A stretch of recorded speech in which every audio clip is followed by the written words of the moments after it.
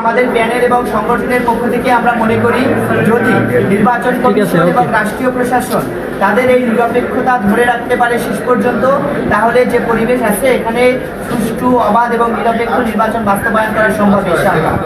আর নির্বাচনের আগে আমরা জগন্নাথ ইউনিভার্সিটির অধিকাংশ মেধাবী শিক্ষার্থী ভাই বোনদের কাছে যাওয়ার চেষ্টা করেছি। আমি ক্ষমা চেয়ে নিচ্ছি ওই সকল ভাই বোনদের কাছে যে অনাবাসিক বিশ্ববিদ্যালয় হওয়ার কারণে আমরা যাদের কাছে পৌঁছতে পারিনি, আপনারা ক্ষমাসুন্দর দৃষ্টিতে দেখবেন। আমাদের শিক্ষার্থী ভাই বোনেরা আমাদের যেভাবে আশ্বস্ত করেছে, এতে আমরা মনে করি যে অন্যান্য ক্যাম্পাসগুলোতে আমাদের সম্মানিত মেধাবী শিক্ষার্থী ভাই বোনেরা যেভাবে বাংলাদেশ ইসলামী ছাত্র শিবির সমর্থিত প্যানেলের উপরে ভরসা রেখেছেন, আমি মনে করি জগন্নাথ ইউনিভার্সিটির সম্মানিত শিক্ষার্থী ভাই বোনেরা তারা ব্যতিক্রম করবে না ইনশাআল্লাহ। এই জায়গা থেকে আমরা আশাবাদী। আমরা জয়ের ব্যাপারে আমরা মনে করি যে পক্ষ থেকে এবং শিক্ষার্থীদের ম্যান্ডেট নিয়ে যেই বিজয় হবে না কেন আমরা সবাই বিজয় হব। আমরা সবাই মিলে জগন্নাথ ইউনিভার্সিটিকে সামনের দিকে এগিয়ে নিয়ে যাব, এটাই আমাদের প্রত্যাশা আর এটাই আমাদের অঙ্গীকার। আসসালামু আলাইকুম।